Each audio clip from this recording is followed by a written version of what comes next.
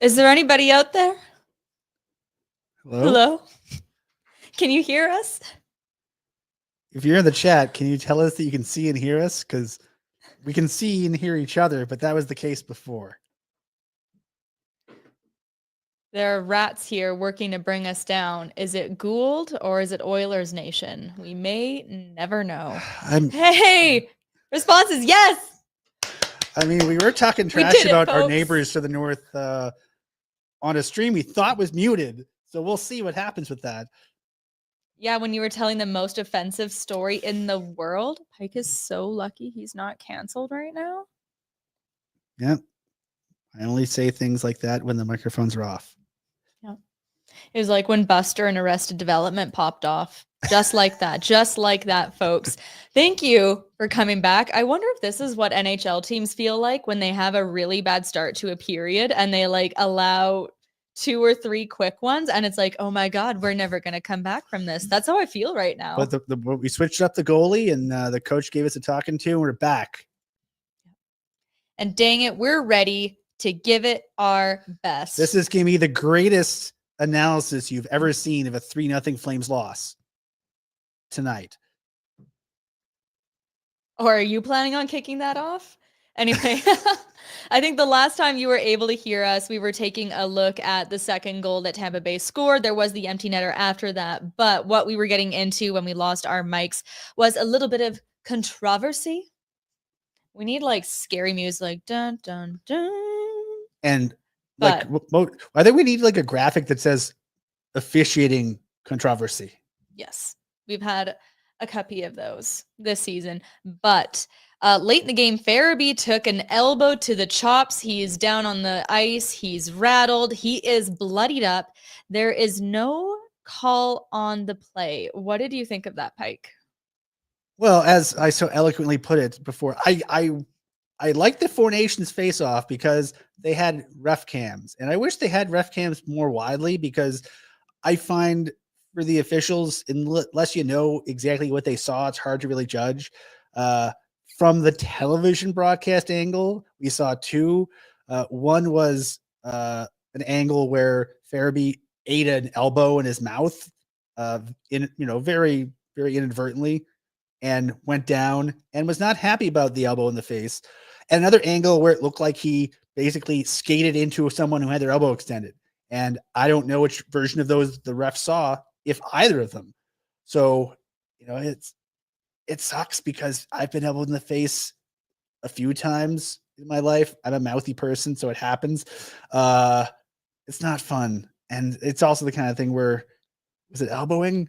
I mean, his elbow hit him in the face, but it's hard to really, I don't know. I feel bad for the refs, but I feel worse for the Flames considering that they did not get a call and they got 0 goals in this game. And so we were discussing. I don't know that a power play would have helped them, but some people were really not happy about that call. And I think it became a weirder situation because there was a penalty called against Tampa shortly after that looked like I wasn't quite sure what the call was going to be. I think it ended up being roughing. Roughing or high sticking. It was weird because it was Nikita Kucherov who did not get the call against him on the elbow, and then like 30 seconds later he got called for high sticking Rasmus Andersson. So it's like, okay, I guess, but really, this is all right. This is the way we're doing it. Thing. Did you view that as a makeup call? Yeah, it's hard to really say it wasn't, but I mean, the Flames didn't do a lot with that power play. Yep. No, the power play, not great tonight for them. 0 on 3 opportunities. They did hold Tampa Bay's extremely good power play to 1 goal on 3 chances. But, by and far, the bright spot of Calgary's game tonight was, again, Dustin Wolf making his first start ever against the Lightning. And he comes up with 20 big saves. That's about a .909 save percentage, and he was hanging in there tough against one of the top teams in the league that's on a heater right now. That's Tampa Bay's 7th straight win, and he looked confident even after that first unfortunate puck deflected off of Uyghur's skate and in, because you could tell that Tampa Bay was really trying to get those deflections past him. There were a lot of odd man rushes, a few breakaway or partial breakaway opportunities that he more than stood up to.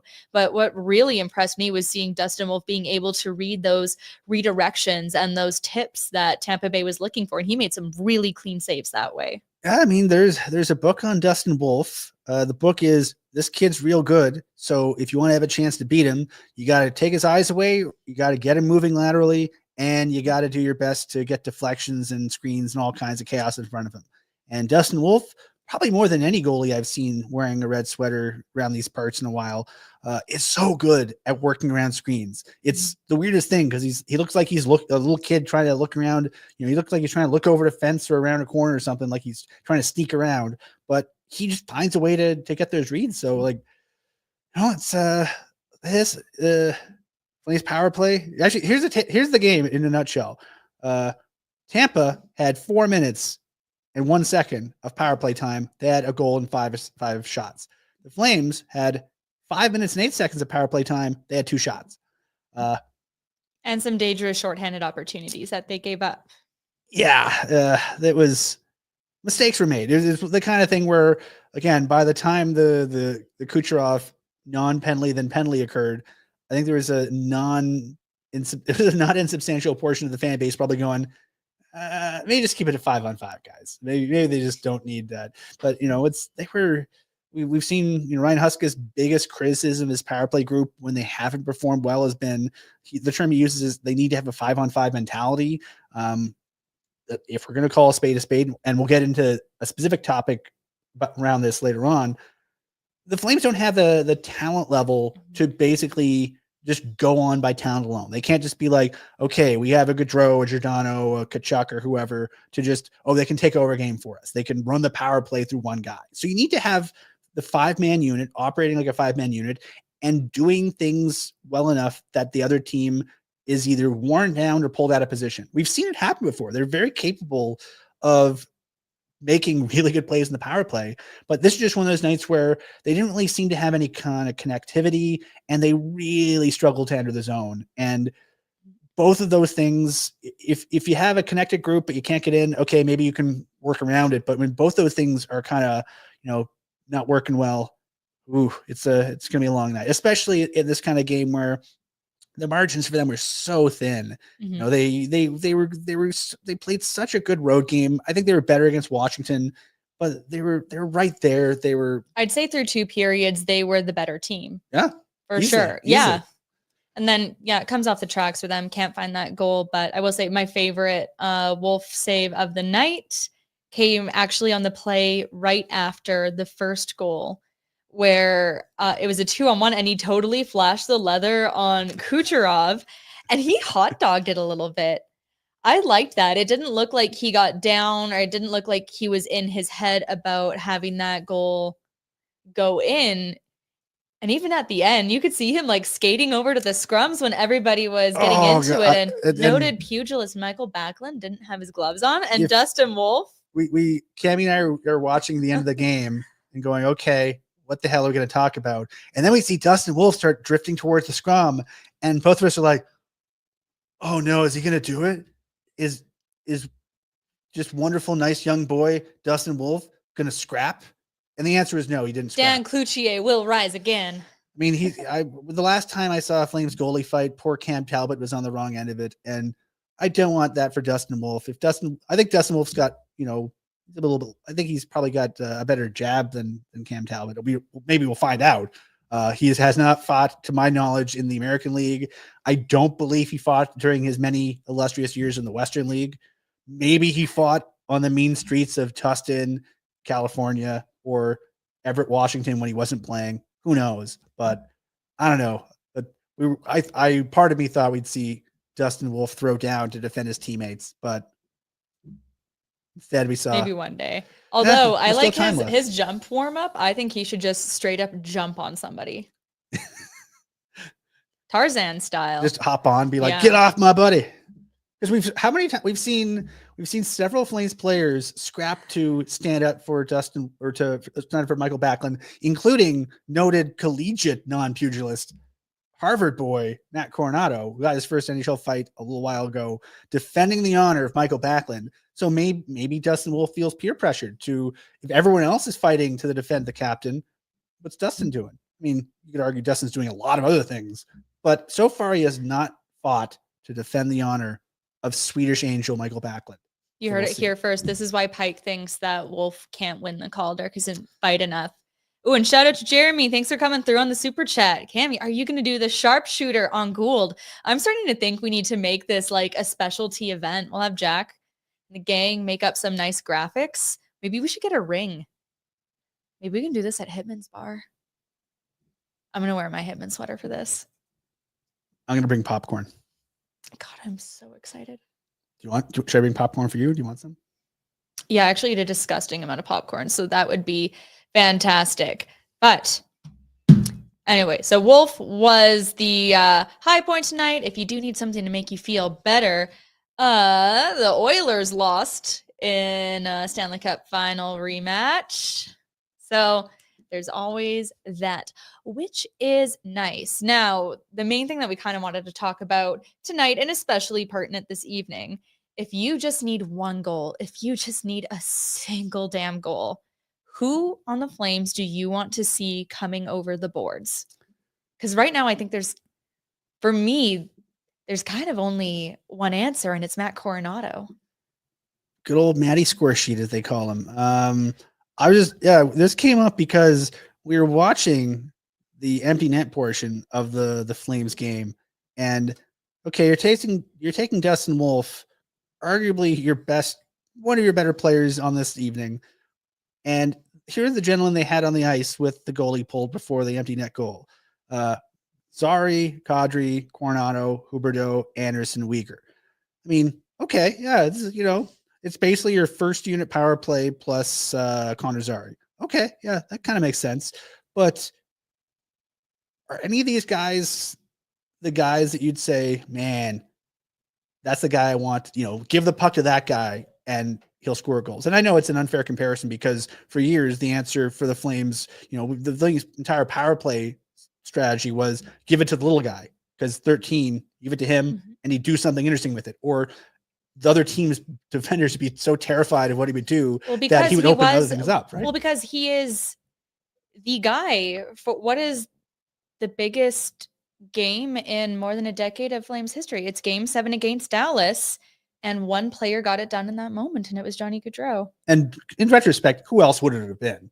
Yeah.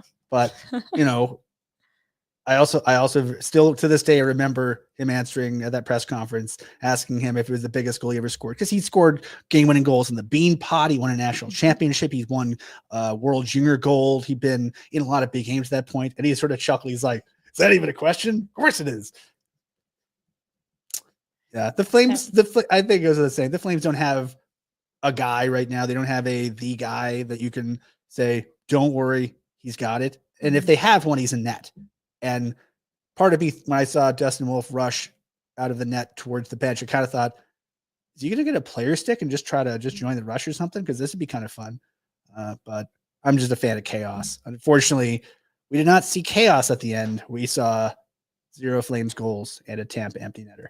Which is unfortunate because it was also a really cool milestone night for Blake Coleman. 600th game played in the city where he's had a lot of success.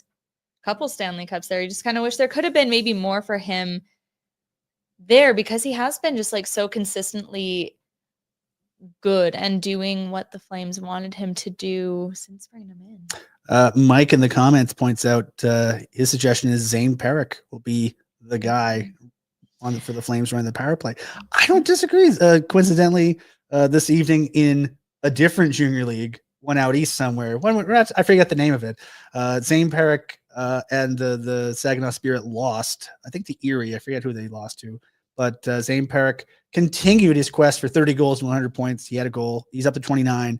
He had 2 points, including that goal. He's up to 88 points. I think they have about 11 games left. He could, and I'm willing to say probably will, become the first OHL player or the first OHL defenseman to hit 100 points since I believe it was Ryan Ellis many years ago. Ooh, many moons ago. 10-11 was the last time somebody hit 3 digits in points. And I believe he'd be the first OHL defenseman to have back-to-back 30-goal years. So if you're arguing he might be the guy, I'm willing to have that argument, because if not him, who? Yeah, it's tough to say unless, hey, we are just a little ways away. I believe next Friday is March 7th, the trade deadline, unless you think you're going to get someone clutch there. But right now, it looks like they're just going to still be on the bubble of playoffs for the remainder of this road trip, because that schedule is not going to get any easier for them. So for me, I guess I said, who do you want coming over the boards for 1 goal? I've got Coronado. What's your final answer? No, you can't spin me a yarn. I need a name. One name. If I had to pick one guy, I'd probably say Coronado. Maybe if I have to have an alternate because we don't have the same answers, I'll say Zari. Okay. But I think it's kind of interesting we both picked the young guys, because if you look at the kind of games the Flames have had this year, the old guys have sort of kept them in it, for lack of a better term. But I think the young guys have been the difference makers more often than not. They've been game breakers for sure. No, they've been a lot of fun to watch. I don't know if Zari's totally back to where he was before the injury, but he's creating out there, and it's not fun to watch. He's getting there. I think especially when you've been off for what, he was off, he got injured on the 7th of January against Anaheim. He missed 15 games, and this is his 3rd game back. And, I think especially mid-season, when you lose that timing a bit, it takes a little while to get it back. So, I think we'll see that come along quickly. And, who I thought that was pretty decent tonight, also in his 2nd game back, Kevin Ball. Kevin Ball, I love, because he's big, and you don't notice him until he's like squishing a guy along the boards or making a nice chip out play to set up a goal for Matt Coronado last game. So, some fun stories. None of them really pertain to this game. I thought you were going to talk about the other player that we both said that we really liked tonight off camera. I am a Hanley apologist. I enjoyed Hanley's game tonight a lot. I thought he was fun. I thought he was making really smart little plays. I think it was in the first period, but there was Huberdeau had a great opportunity to just outweigh a sprawling Tampa Bay defender. It looked like he was set up for a nice clear shot, and then he just kind of gave away the puck. It was awful. It just slid to nowhere, and it created a 3-on-1 the other way. But Hanley hustled back and had a really smart stick that prevented Tampa from getting a shot away. He also got rid of a Gergensen shot, and then he followed it up by laying a big hit on Seravalli. So I was a big Joel Hanley fan tonight. I got no issues with Joel Hanley. Would it be nicer in an ideal world? Is a younger guy who's developing in Joel Hanley's spot? Yeah, probably. Do the Flames have someone that's ready for that kind of a role right now? Also, not really. Keeping the seat warm, and doing a damn fine job. Yeah, if at worst he's a 30-something-year-old placeholder, he's doing so well. And Joel Hanley, remember, the Flames got him off waivers. He could be in the American League, but the Flames said there's something there.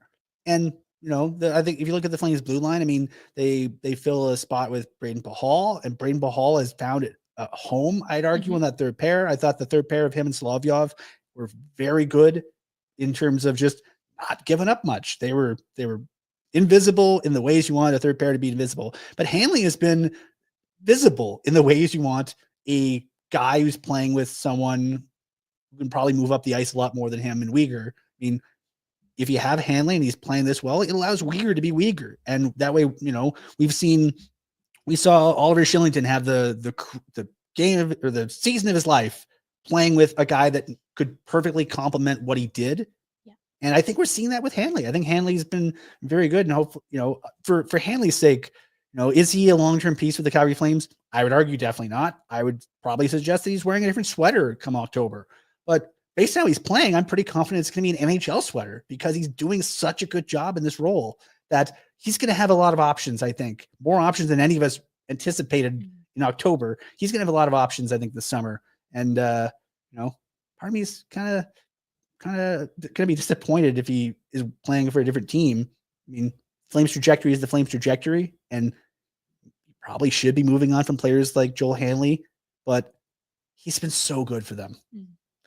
And now from Hanley, we go to our moral hero of the night. What does he like? Palm trees. The sun. What does he hate? The Tampa Bay Lightning. Did you see Ryan Lomberg's pregame interview? No. How was it? Oh, he dropped an F-bomb saying that he effing hated Tampa Bay, the team. It was excellent. Ryan Lomberg's always having such a good time. He's a treasure. He needs to be protected. No shirt, no fear. I'm sorry. Those are rules everyone can live by. I believe you got his name wrong. His first name is Stanley Cup winner, Ryan Lomberg. Oh, do we have that picture that the Flames posted of his buddies? Let's take a look at that. I'm a big fan of the old Habsy sweater. Yeah, so those are nice. The impressive thing is that they're all cut on the same side.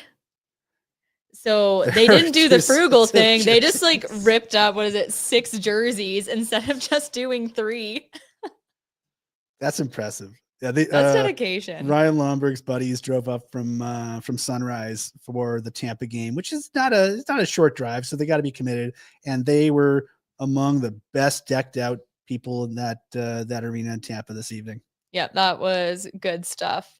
I mean, while they're in Florida, I mean, I think that it's just a goldmine of amazing coach quotes. And I did love seeing a little bit more of John Cooper from Four Nations.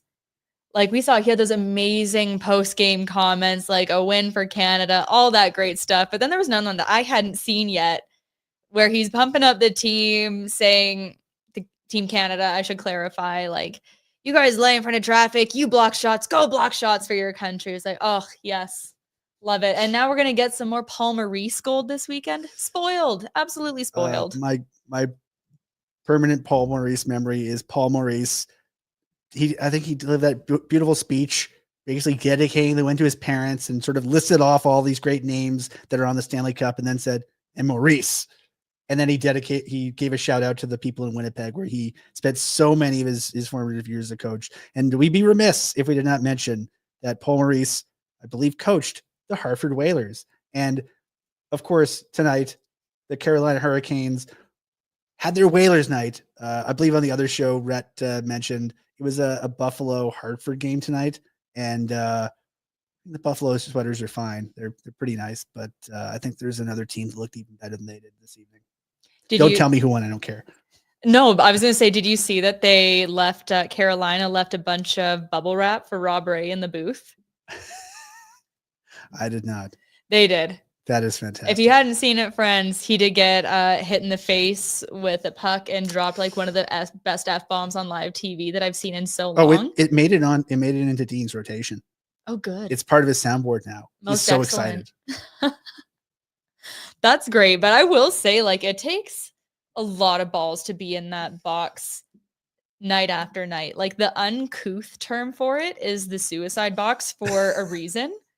Like, I was there. You have to be alert too. I was in there at CHL USA Prospects Challenge in November. I was like, I think second period, both games. I was in there taking some video. Terrifying. And at one point in Oshawa, the officials came over to me during a TV timeout and they're like, do you want a helmet? And I'm like, actually, that would be great. Do you have one? And they just looked at me like, no. It's like, why did you offer? It's like, do you want a steak dinner? Because we don't have one. We just want to know if you want one. Oh my gosh. If you look at my video that I took, every time there's a hit up against the boards in front of me, you can just see me like lurch back because there's not a lot of space there. Yeah, it's terrifying. It's narrow. Once you're in if you've ever been in an NHL or high-end boards or bench area, it's weirdly narrow. There's not a lot of space and they have equipment and stuff they have to store there. So like, there's not much room to duck. No. There's a little bit of room, but you have to get your timing perfect. Well, in London, it wasn't even a separate booth. I was like 6 inches away from Jack Ivankovic. And Canada scored, and he just like turned to me. He's like, "Did you get that?" You betcha, buddy. Anyway, so that was that. And Flames, of course, moving on this really tough road trip. A couple matinee games coming up, which is a perfect time with this nice warm weather. We're having to crack open a nice afterburner pale ale. Doesn't that sound nice and refreshing? Yes. You're a little too slow on that, I know, but I'll forgive you. I'll forgive you. I know what I'm going to be doing during the 2 afternoon games. Probably working. The rest of us will be relaxing with a beer, Ryan. This pale ale is a throwback to the traditional American pale ales we all fell in love with. This beer, bright on the nose and the taste buds, using North American hops, balancing out the malt sweetness with the perfect amount of bitterness. That is brought to you by Origin Malting and Brewing Products at your local liquor stores and favorite pubs and restaurants. And if your favorite places don't have it just yet, just ask them and they'll bring it right in. Anything else you want to touch on before we take a look at that road ahead? Flames played just poorly enough to lose because of the power play. I'm going to put this only on the power play. Everyone else is fine. Solely on the power play. Solely on the power play. Feel great, shame power play. But do better next game because, just staying sour about this kind of effort is generally pretty good. If they play the way they did at 5-on-5 in Washington and at Tampa for the remaining 4 games of this lengthy, terrifying road trip, they'll probably be happy with the outcomes more often than not. You betcha, mister. All right, so the Flames wrap up February at 4-3-1. So as we mentioned, a couple of early games coming up on Saturday. Stanley Cup champion Ryan Lomberg, got his first name that time, makes his return to face the Panthers. First time in that building since he lifted the Stanley Cup. He had a pretty funny interview earlier today where he said he's probably going to get a crick in his neck from staring up at the banner all night instead of the ice. And Paul Maurice did say today, no Matthew Tkachuk this weekend, but they will have Sam Bennett after that massive performance at Four Nations. So that's a 1:00 start. Then it's the matinee back-to-back, 3:00 against Carolina on Sunday. That one is a big question mark for me. Purely from a person watching hockey perspective, not factoring any like people or teams that you've covered. Carolina has been one of my favorite teams to watch in the East for some time, and they just seem like they should be a contending team, but there's so much fuss around them right now, and especially with Mikko Rantanen, whether he'll extend there, get shopped at a slowish start. He did have an assist tonight with the Canes beating up on the Sabres last I looked. Does he feel like the Elias Lindholm of this year's trade group where, like a contending team makes a big move early to get him early and have him fit into their group, but the whole time you're like, I guess he fits there. He makes sense, but does he really fit there? Does he really click? Like, I think that's a very different situation because I think Lindholm was quite open to being on the move, and I don't think Rantanen wanted to move. Yeah, maybe he's still a little bit shell-shocked about all the changes, but I don't know. Yeah, I really enjoy watching Carolina. Apparently, there's a bunch of people who just discovered that Jacob Slavin's good at hockey, but he was on my Lady Bing ballot the last couple of years. Are you on board with a new trophy for defensive defenseman? I mean, the Norris includes everything, but not but the way, it doesn't not the way really, that the does voters it really do really? it. I know I'm telling myself there, but yeah, I'd be if it was up to me, I would trade the Lady Bing to the NHLPA so the players decide who the most gentlemanly player is, because they would know. They know who the guys who give them sneaky slashes but don't get penalties, and then the writers would vote on the defensive defenseman award. But it's not up to me. But I wish it was, because that'd be sweet. Yeah. Because then they have 2 awards. Then they vote on the MVP and the most gentlemanly player. That'd be lovely. But oh well. Yeah, it'd be something. And again, Rantanen, a trade target that a lot of teams are talking about during the intermission tonight. There was talk about whether that could be a fit for Calgary in the offseason if he does indeed go to, we'll go to free agency unless he extends. But Calgary's going to have a lot of cap space to play with, and we'll see what all goes down. The Daily Faceoff trade deadline special is going to go on March 7th. That's going to go from 9 a.m. to 2 p.m. Mountain Time, and the DFO Live team is going to be breaking down every single move as it happens, probably breaking some news along the way, if history is any indication, but they've got the instant reaction, expert analysis, and all the behind the scenes drama of the biggest trades and news around the league. And there's going to be some special guests lined up and popping in throughout the show to share a little more insight. So we'll see if Rantanen happens to be one of the dominoes that falls on that day. According to Puckpedia, the Flames have $36 million in cap space for next season. That's not nothing. I mean, give a third of that to Rantanen and maybe, see what I'm happens. sorry, did you say Rantanen or Rasmus Anderson? No, because he'd be the year after. Yeah. You can do both. Why not both? Lovely. But yeah, so that's Carolina. Then it's off to Philly for Tuesday. So that's the Frost and Farabee return facing Kuzmenko and Pelchier. The first night they're back in Johnny Gaudreau's backyard this season. So I think as much as the Columbus game was also kind of a challenging one for them on the emotional level. I mean, hopefully it's not too tough because those kind of things hit you when you don't expect it, right? It's also sometimes just cathartic to get it out. Yeah. Sometimes you just got to feel your feelings. This is true. And then I think they have a game left down the road trip after that. Yep, they do. The Flyers, they were up 3-0 and they lost to Pittsburgh in overtime tonight. Jinkies. We'll see. I'm just going through the score sheet here to see if nothing really of note for the fellas. Looks like Kuzmenko had an assist there. I believe that's a goal and 2 helpers for him in 4 games with the Flyers. Pelchier has 1 assist, but that'll be interesting to see. I know those 2 I don't think any of those players have necessarily fully found their footing with their new teams yet. I think sometimes it takes an off season to really soak in where you're at and what your new role is going to be. Even with Kuzmenko, I mean, Kuzmenko didn't really seem like he ever fully got his feet under him this season in Calgary. And then by the time he finally started looking like a top 6 player, he was on a different team. Yep.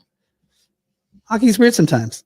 Sure is. And then they'll wrap up the road trip on Thursday against Dallas. Stars 7-2-1 in their last 10.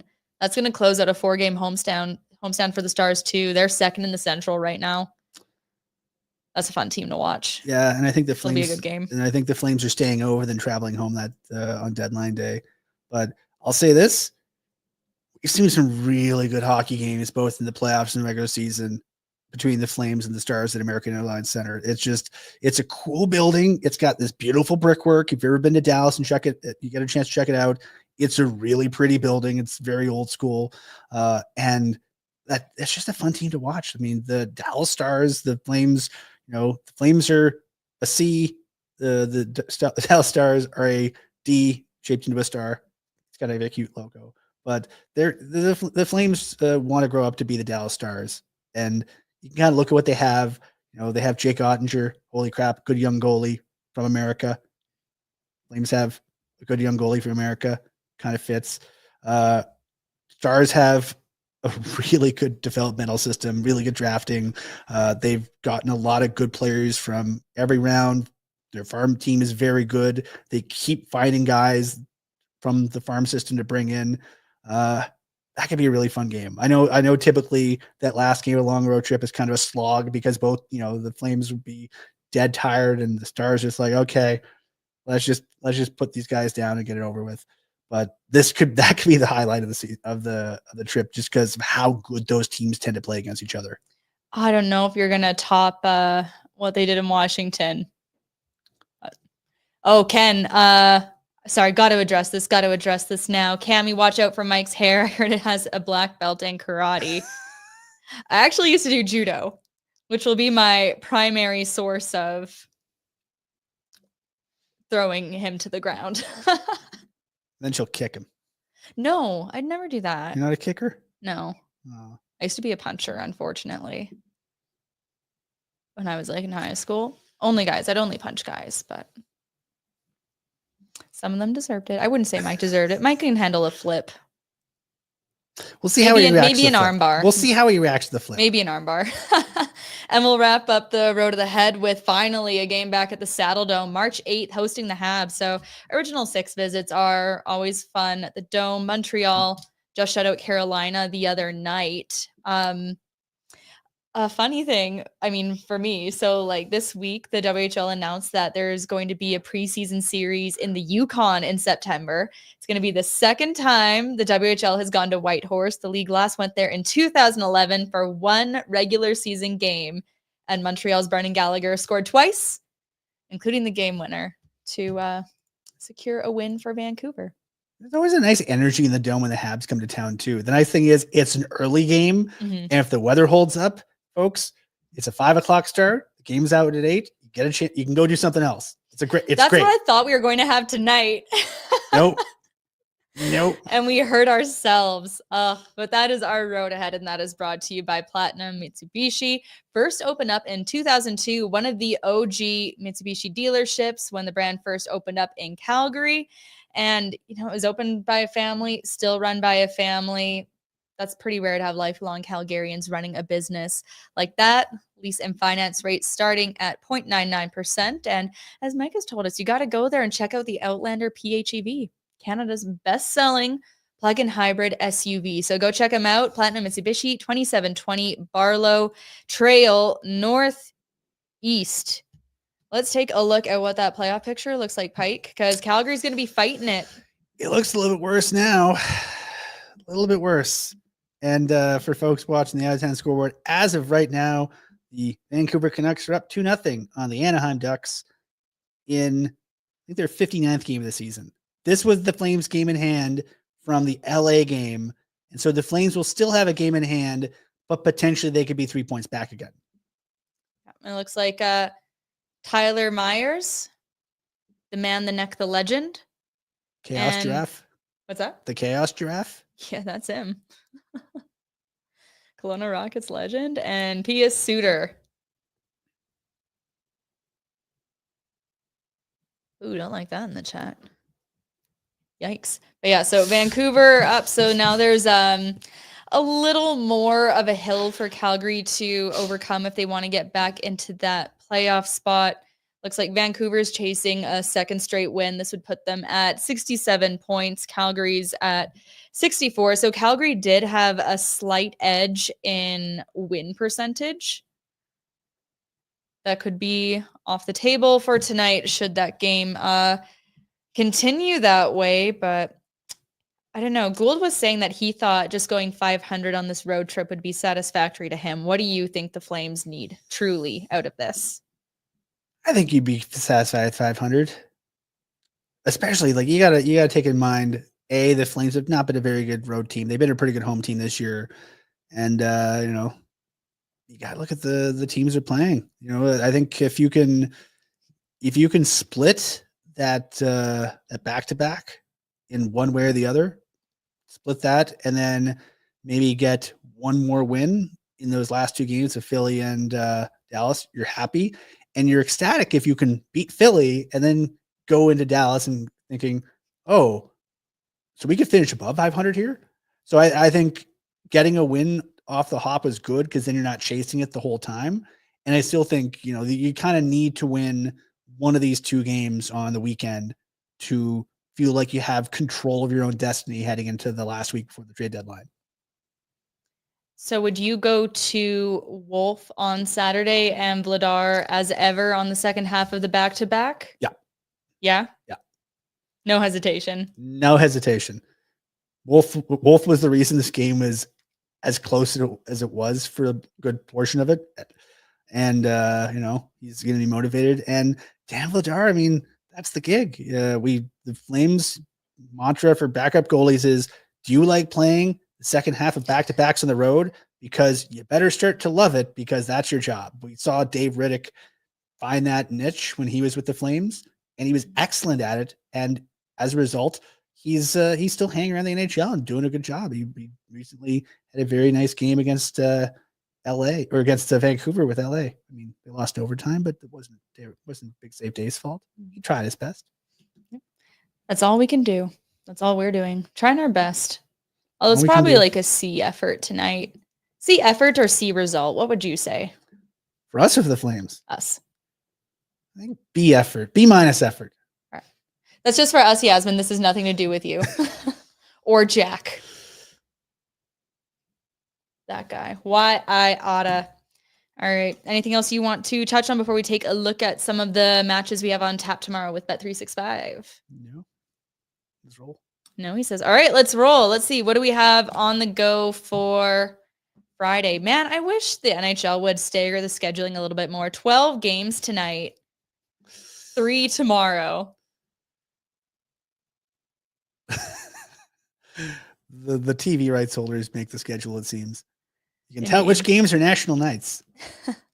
Indeed. Shout out to Jeremy again in the super chat. Suggestion, get Big Earn to ref. Big Earn would get in on the fight. I don't think he could help himself. That'd be unreal. I played hockey once against Big Earn. Really? It was terrifying. It was like trying to stick check a racehorse. That sounds... I can't even like wrap my head around the mechanics of that. Yeah, he's a tank. Well, it's probably why he was in the NHL and you weren't, Pike. I made it to the NHL the way I was going to. Kraken wise. Hell yeah, brother. All right, sorry, guys. Let's take another quick look at those games. There's not a ton of implications here for Calgary necessarily. Yeah, I think maybe you keep an extra eye on that LA Kings Dallas Stars game, just because you have Dallas coming up, and you know what? Hey, if you go on a hot run, that third spot in the Pacific is not unattainable. Yeah, and I mean Colorado in that first wildcard spot, just sort of hanging out. They should be better than they are, but they're just sort of lingering. I'm just like waiting for them to pop off, I feel like. Yeah, they just got Nikushkin back, so if everyone's healthy on that team, they're kind of scary, but Minnesota's been pretty scary all year. Yep. Have they ever been? And that's brought to you by Bet365, the world's largest sports betting platform. You can open an account today and bet on a massive range of markets. You can download the app today. You know the code. What's the code, Ryan? Nation? Oh my gosh. It's Nation, I thought right? you had that in the holster and you're ready to go, pew, Nation, Code Nation. But whatever the sport, whatever the moment, never ordinary at Bet365. It's like you're never ordinary. We're never ordinary. This is true. Yeah, it's very true. Look at how much fun we're having on game 58 of the season. 24 more of these games to go, and perhaps more, question mark? Yeehaw. Yeehaw. If anything, I better see you guys at the Saddle Dome for the Hitmen Playoffs. Because that's going to be fun down the stretch. They're on pace for their best season in like a decade. And if you're a Flames fan, see Axel Hurtig, who's never done a bad thing in his life. If you like Solovyov, Axel Hurtig is a Swedish Solovyov. He's big, he's burly, he knows how to play mean, but he's a nice young boy. He doesn't want to be mean. He just has to sometimes. Dan Hauser in net, very good goaltender. 3 straight shutouts. He's tied a franchise record for the Hitmen. 3 straight shutouts. There's a chance that he could become the WHL's all-time winningest goalie by the end of this season. And you know who could have done that had the pandemic not shortened the season? Dustin Wolf. Very well. But said. if you're a draft honk and you're like, man, wonder if the Flames could get another nice young fella from the Western League. Last year they got Andrew Basha early. And are you thinking of a playmaker? You know how the Flames need a right shot center? Well, Ben Kindle is a right shot center. He also plays the wing, but he mostly plays center. And he's very good. And he's amongst the leading offensive players in the Western League. And because he's a little bit small, he's small the way Dustin Wolf is small. Where you go, well, for your position, you probably prefer a bigger guy.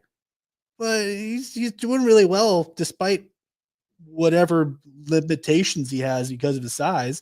So, I mean, I'm just saying, he's a guy who's used to wearing Calgary on his chest, and he's draft eligible and might be available in the late first round. Closing in on 100 points. Yeah, he's pretty good. So if you have an evening and some spare time, bring the kiddos down to the Saddle Dome and check out the Hitmen. And playoffs start on March 28th. And the Hitmen are going to be a higher seed, so they'll probably get more home playoff games. And they're fighting. Win they're fighting Medicine Hat for top of the Eastern Conference. That one's going to be a battle right to the end. Of course, hoping that you'd see Andrew Basha and Cade Lindstrom.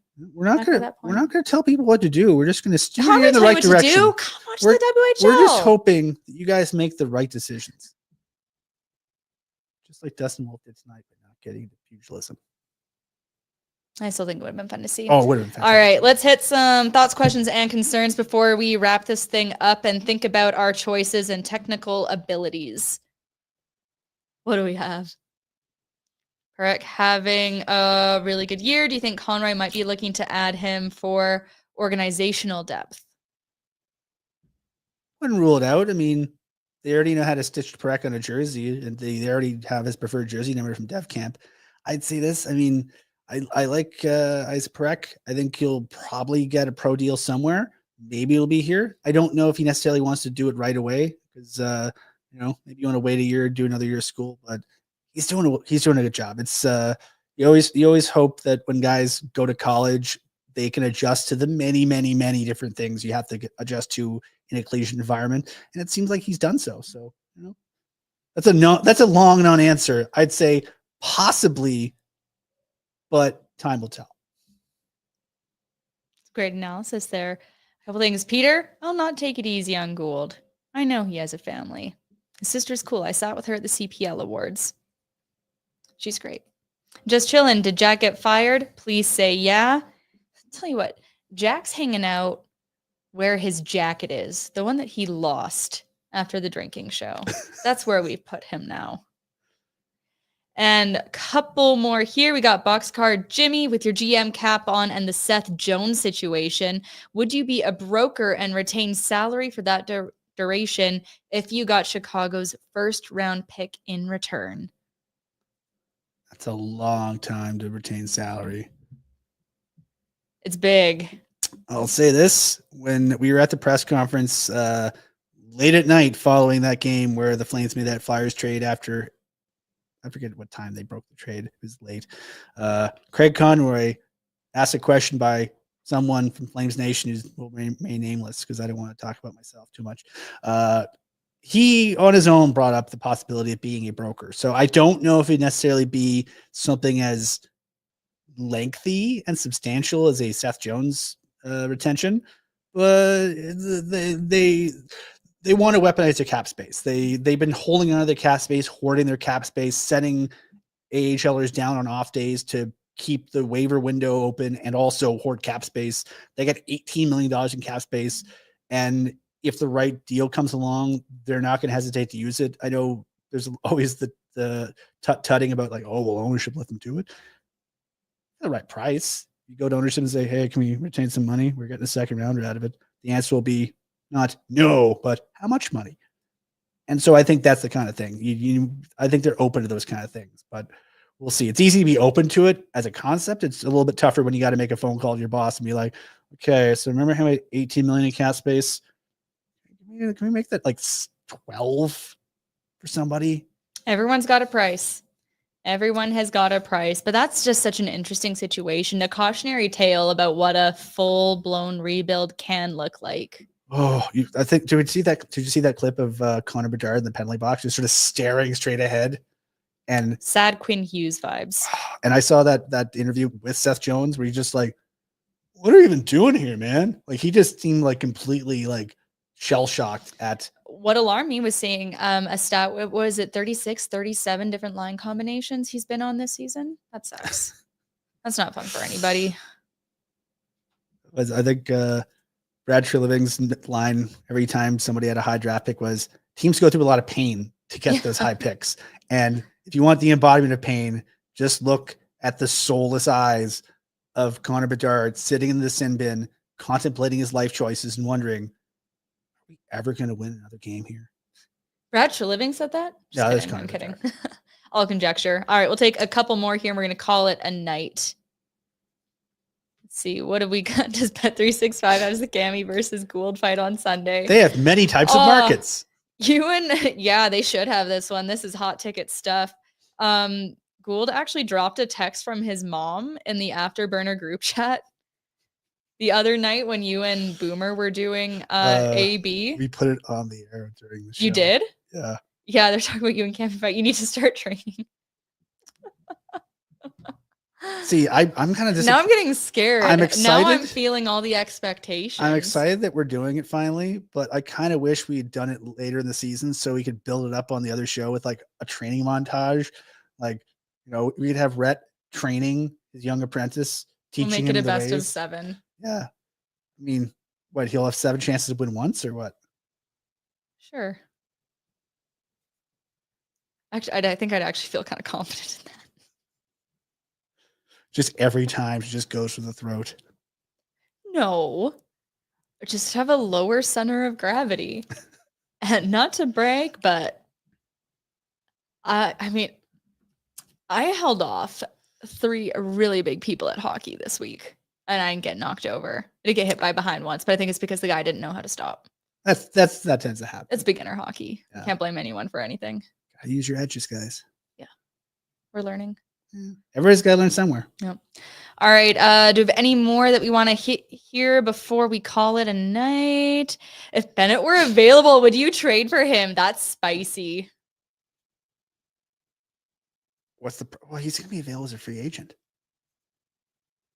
I don't think he'd come back.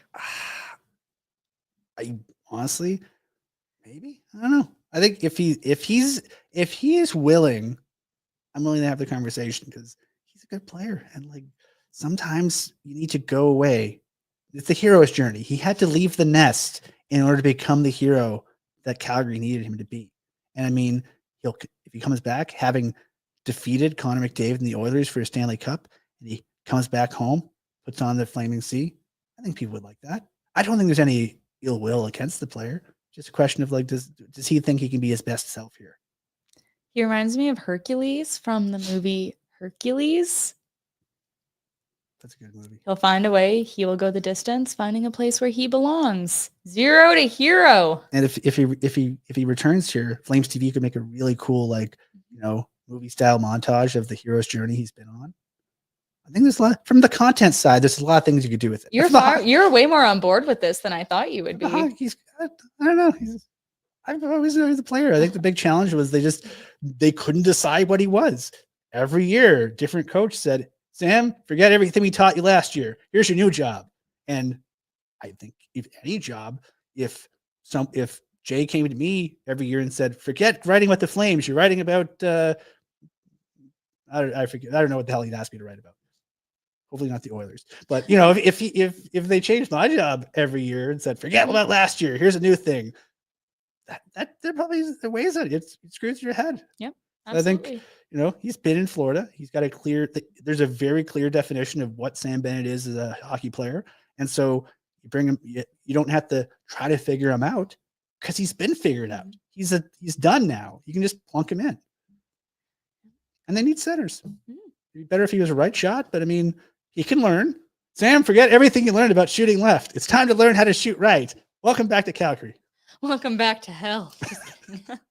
I think it's a good spot to pretty much wrap it up. Thanks again, Jeremy, for helping us out, helping out Youth Centers Calgary with the super chat there, doing a Rocky training montage.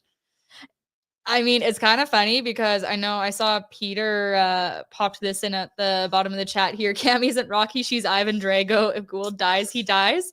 I had such a big crush on Ivan Drago when I was little. Dolph Lundgren. Oh my God. He's got that great job. Oh my God. Him and Grace Jones together. Okay. Yeah. That was such a power. I know it was toxic and horrible, but that was a hot couple. I love Ivan Drago. He should have won that fight. I'll say it.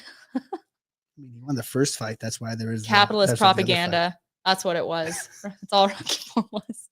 Justice for Dolph Lundgren. And then we'll have the Pinder and Boomer cage match.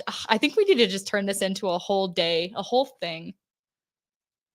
Let's go get Pinder on the horn and talk about this. We'll text him. Any final thoughts? No. Yeah. They tried their best. They couldn't score on the power play. Try again on Saturday, guys. I like that you had the power play caveat. They couldn't score, period. Dustin Wolf was still very good. It was a good road game. They will try to bounce back. Thank you so much for hanging with us through the technical difficulties, everybody. You are the best. We appreciate you hanging out, and we'll be back this weekend. Have a good one.